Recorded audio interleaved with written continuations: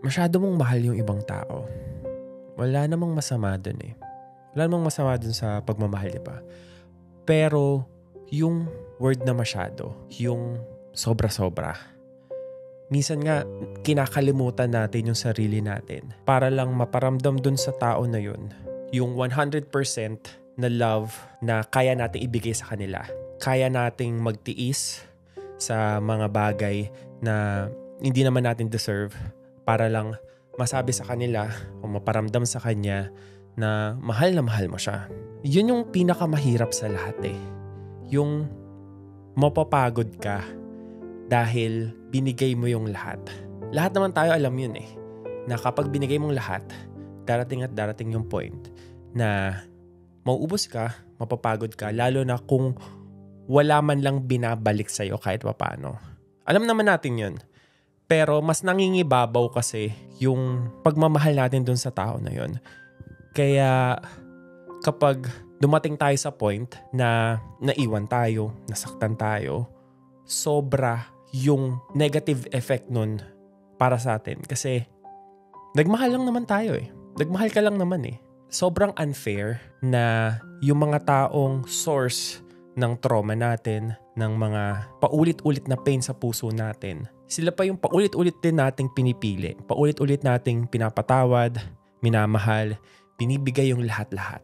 Hindi dahil hindi natin mahal yung sarili natin, kundi mas matimbang yung pagmamahal natin dun sa tao na yun kaysa dun sa sakit na naramdaman natin na dinulot nila. Yun yung paulit-ulit na issue natin eh, na magmamahal tayo ng sobra-sobra hanggang sa maubos tayo. Pero sa paglipas ng panahon, yung realization na kailangan mo pala talaga magtira para sa sarili mo, kailangan yun. Yun yung kumbaga parang bare minimum na kaya mong ibigay sa sarili mo. Yung dapat mong ibigay dun sa sarili mo. Siguro form of love naman yun. Siguro hindi mo naman masisisi yung sarili mo na mag-expect ng pagmamahal in return. Kasi doon ka naman kumakapit eh. Doon ka kumukuha ng lakas para magpatuloy pa doon sa relationship na yun. Sa kahit anong uri ng relationship na yun. Darating at darating yung panahon na kakailanganin mo na mag-set ng boundaries. Kakailanganin mong piliin naman yung sarili mo.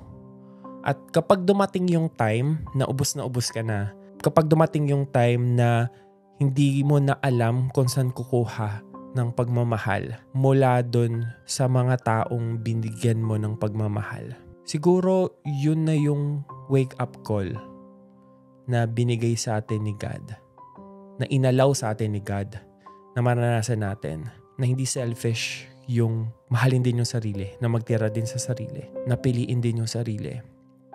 Hindi pagiging selfish yun. Siguro kailangan lang natin talaga na matutunan na sa mundo ng pag-ibig, pwede mo rin palang mahalin yung sarili mo. Kaya sa lahat ng may mga pinagdaraanan ngayon, sa lahat ng mga heartbroken ngayon, eventually, darating yung panahon, nagigising ka na lang na pipiliin mo na yung sarili mo. Paunti-unti, na dahan-dahan, na kahit hindi ka agad maging okay ngayon, basta importante, piliin mo na gumaling, piliin mo yung sarili mo. Ako si Marcelo Santos III. Good luck. God bless. Mahalaga ka.